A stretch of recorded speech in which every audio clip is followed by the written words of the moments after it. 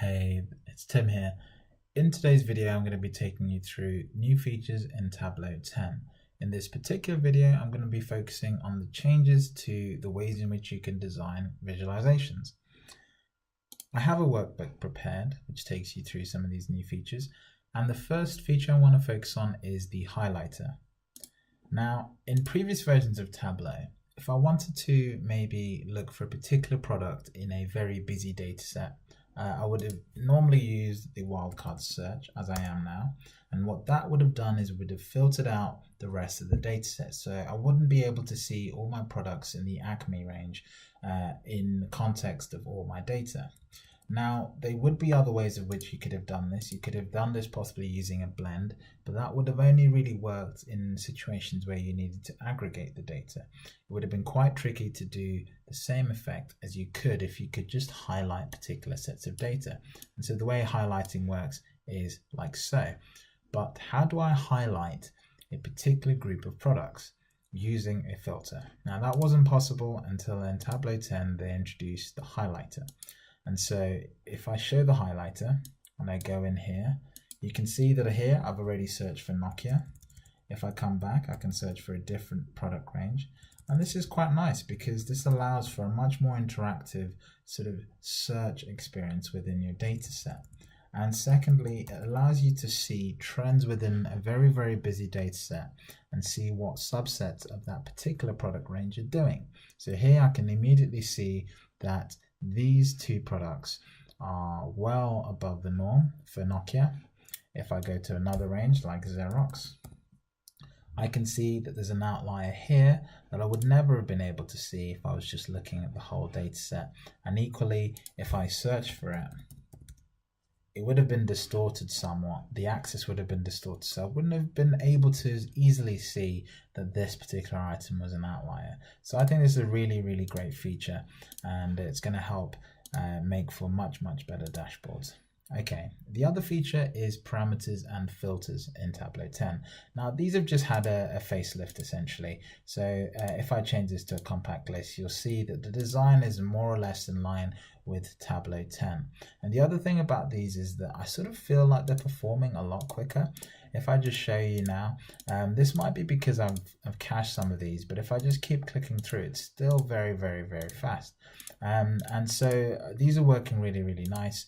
And parameters too have had this sort of change, and it sits a little bit better on the dashboard as well, and you can style them a lot easier as well, which is great. Now, this next feature is the non-modal table calculation window, and this is a difficult feature to explain, so I'll just show it to you. So in previous versions of Tableau, when you wanted to use table calculations that were a little bit more complex, then basically you used to have to go to quick table calculation, choose the one you'd like. In this case, I've chosen the percent of total. And then following that, I would then go to compute using, and I'd choose the way in which I wanted the calculation to be done. But there was no real feedback to let me know that it was being done in the correct way.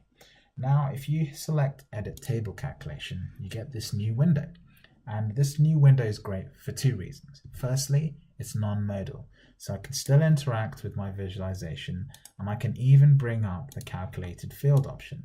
So these are normally two things you want to do at the same time, but for whatever reason you can't up until Tableau 10. So now I can edit my calculation and simultaneously change the way in which my table calculation is working. And I think that's such a powerful feature.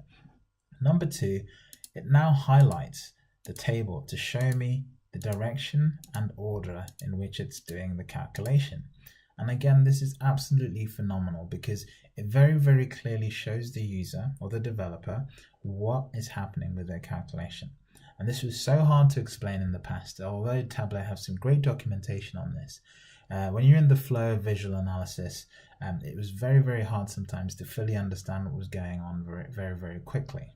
And even when you choose specific dimensions, Tableau allows you to sort of build this out and select the areas that you want to be using for your calculation. And again, you still have your typical options here, and you can sort in different ways. So I think that's a really, really neat addition to Tableau 10. This next feature is called Mark Sizing Control. And I've used the profit bin example here, but it's a very subtle change. So let me just try and explain this. Profit bins are essentially like buckets. You're putting different sales or different profits or different items with certain profits in certain profit buckets. So here I have my 0 to 141, my 141 to 282, and it looks like the binomial curve. Now, if I change this to a continuous scale, I get a continuous scale along the bottom.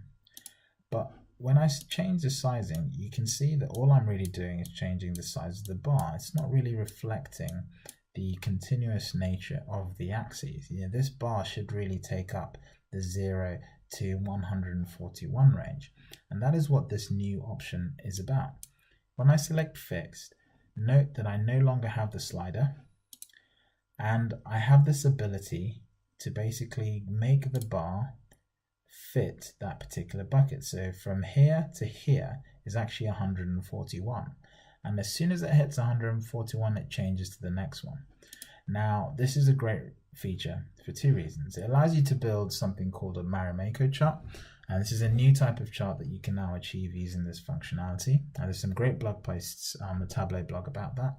And the second thing is you have a little bit more control about what's happening. You can even align your visualization or your bars to a particular position. And so I'm looking forward to seeing the interesting ways in which this can be manipulated. Normally, these sort of very subtle features allow you to do some very interesting hacks to much bigger, much more flexible data sets. And so I'm looking forward to seeing what we can build with that. Now, the last feature here is mapping. You can see here Tableau has applied the default color set. It looks like all my cells are in the UK. So I'm actually just going to tell the sales of color just so that I can see all my states and countries very clearly. And you can see here that Tableau has created a fill map with where I have sales in particular states. And that's what the level of detail that this is in. If I take states off, then obviously the filled map becomes a country one. So let me put state back in. And what I want to do is create a custom sales region because my sales regions don't necessarily map to states or countries. So I'm just going to select a few. And when I've done that, I'm just going to group them. And I'm going to group the state and country together. And notice that it creates this grouping here on the right. And more subtly, it created this item here. Now if I carry on grouping, you'll notice that all I'm doing is adding to this particular grouping. And that's me done. So those are my 4 sales regions.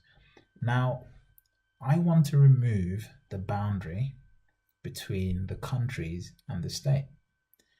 And with that in mind, I can just start removing state. And you can see that the state boundaries disappear.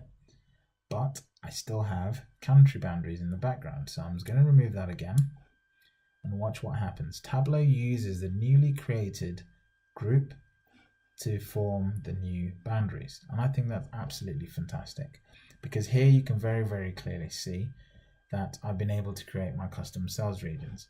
And better yet, I can actually use this custom data in my own data source. So I can say, okay, here are my sales regions, and here's how the sales were doing across those regions. So this is a really, really nice change to mapping. And I think this is obviously going to improve over time.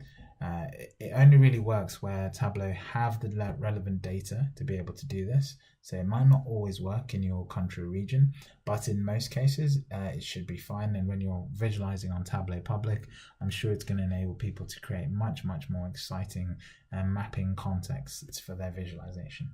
So that's it. Those are all the features that relate to visualizations. In the next video, I'm going to be focusing in on mobile dashboard design and how to design for mobile devices.